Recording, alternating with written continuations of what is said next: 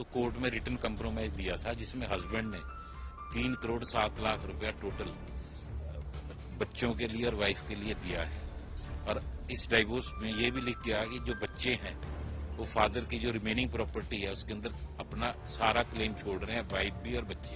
इसमें मीडिएशन और high court का कोई रोल नहीं है कंप्रोमाइज कराने में।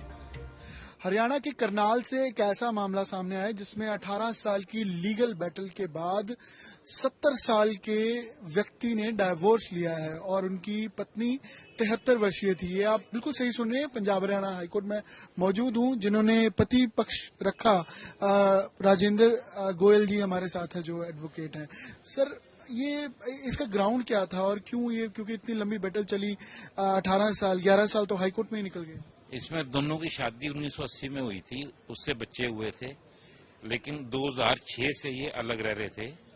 इनके डिफरेंसेस हो गए थे। तो सुभाष के नाम से था और वाइफ का नाम संतोष था। तो उसके बाद हस्बैंड ने डाइवोर्स पिटीशन डाली थी कोर्ट में करनाल में, क्रूअल्टी के ग्राउंड पे। वो डिसमिस हो गई थी। तो अपील में हस्बैंड 2013 में हाईकोर्ट में आए थे, तो वो पेंडिंग थी।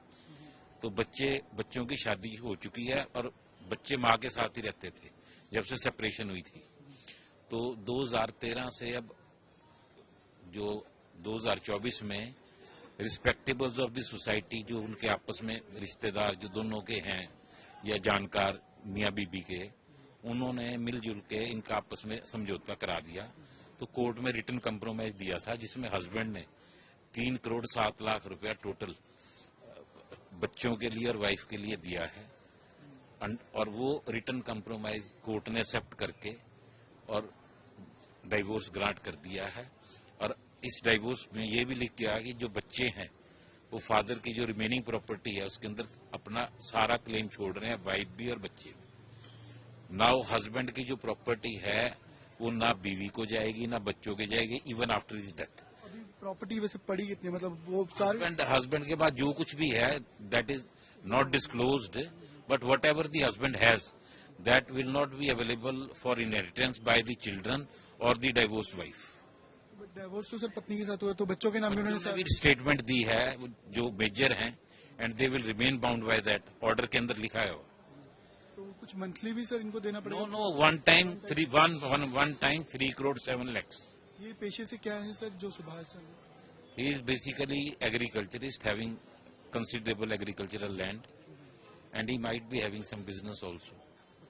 तो इन्होंने 3 करोड़ सर दे दिया। 3 करोड़ 7 लाख रुपया बिल्कुल कैश एंड काइंड में दे दिया है। सर ये वजह क्या थी? क्योंकि एज फैक्टर बड़ा सर। वजह ये थी कि जो सोसाइटी के जो इनके वेलविशर्स थे उन्होंने इनको सलाह दी भी खत्म करो, और वो एक अमाउंट पे सेटल हो गए और वो खत्म होगी। इसमें मीडिएशन और हाई कोर्ट का कोई रोल नहीं है कंप्रोमाइज कराने में, क्योंकि ज्यादातर लोगों को ये लग रहा है कि शायद हाई कोर्ट ने और मीडिएशन सेंटर ने इसका कंप्रोमाइज कराया। That is absolutely wrong. ये तो इनके लोकल लेवल पे जो इनके जानकार रिश्तेदार या मिलने जुलने वाले हैं, वेलविशर्स हैं, उन्होंने कंप्रोमाइज कराया था। रिटन कंप्रोमाइज डेट कोर्ट में दी गई थी और मीडिएशन सेंटर में तो सिर्फ पार्टीज की स्टेटमेंट रिकॉर्ड करने के लिए भेजा गया था।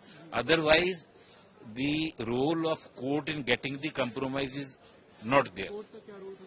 कोर्ट ने तो सिर्फ कंप्रोमाइज एक्सेप्ट किया है। सर ये 2013 से जो था, उससे पहले 2006 से 13 तक करनाल कोर्ट के अंदर, तो वहां पर किसने पिटीशन फाइल की? हस्बैंड ने फाइल की थी, ग्राउंड ऑफ क्रूअल्टी पे, वो खारिज हो गई। बट सर एज फैक्टर बड़ा देखा जाए कि उनकी 70 एज है, तो इस एज में अब उन्होंने सोचा it is for them, they have decided.